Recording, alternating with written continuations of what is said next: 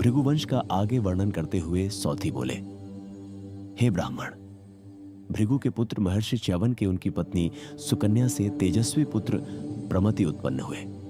प्रमति को अप्सरा घरताची से रुरु नामक पुत्र प्राप्त हुआ। रुरु की पत्नी प्रमद्वरा से शुंक का जन्म हुआ। अब मैं तुम्हें तेजस्वी रुरु की कथा विस्तार से सुनाता हूं। प्राचीन काल में स्थूलकेश नाम के एक महान तपस्वी ऋषि थे। उसी समय गंधर्वराज विश्वावसु और अप्सरा मेनका से एक कन्या उत्पन्न हुई। मेनका ने जन्म के बाद ही उस कन्या को स्थूलकेश के आश्रम के पास नदी तट पर छोड़ दिया और चली गई। महर्षि स्थूलकेश ने उस दिव्य सुंदरी कन्या को देखा, दया से भर उठे और उसका पालन पोषण किया। उसकी अनुपम सुंदरता और गुणों के कारण उन्होंने उसका नाम प्रमद्वरा रखा। एक दिन रुरु ने आश्रम में प्रमद्वरा को देखा और उसी क्षण उससे प्रेम करने लगे। रुरु ने अपने पिता प्रमति के माध्यम से ऋषि स्थूलकेश को प्रमद्वरा के विवाह के लिए प्रस्ताव भिजवाया। ऋषि स्थूलकेश ने सहर्ष प्रस्ताव स्वीकार कर लिया और भगदैव अर्थात उत्तरा फाल्गुनी नक्षत्र में विवाह का मुहूर्त निश्चित किया।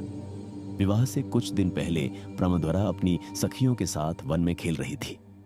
तभी उसने अनजाने में एक कुंडली मारे सर्प पर पैर रख दिया।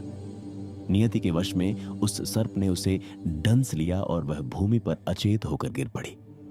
उसकी मृत्यु हो गई और सभी ऋषि मुनि शोक से व्याकुल हो उठे।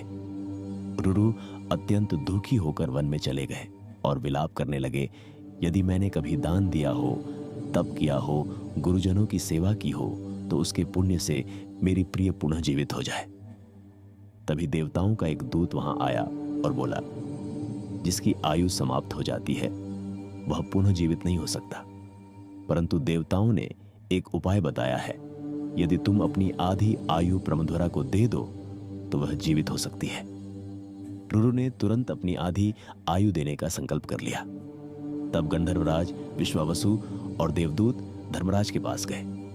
धर्मराज की अनुमति से प्रमद्वरा रुरु की आधी आयु पाकर पुनः जीवित हो उठी। बाद में नियत समय पर दोनों का विवाह संपन्न हुआ और वे प्रेम पूर्वक रहने लगे। किंतु कठोर तपस्या वाले उस ऋषि रुरु ने सर्पों का विनाश करने की प्रतिज्ञा कर ली। जब भी उन्हें कोई सर्प दिखाई देता वे भयंकर क्रोध से भर उठते। यदि वह सर्प उनके पास होता तो वे उसे अस्त्र या डंडे से मार डालते। जय श्री कृष्ण।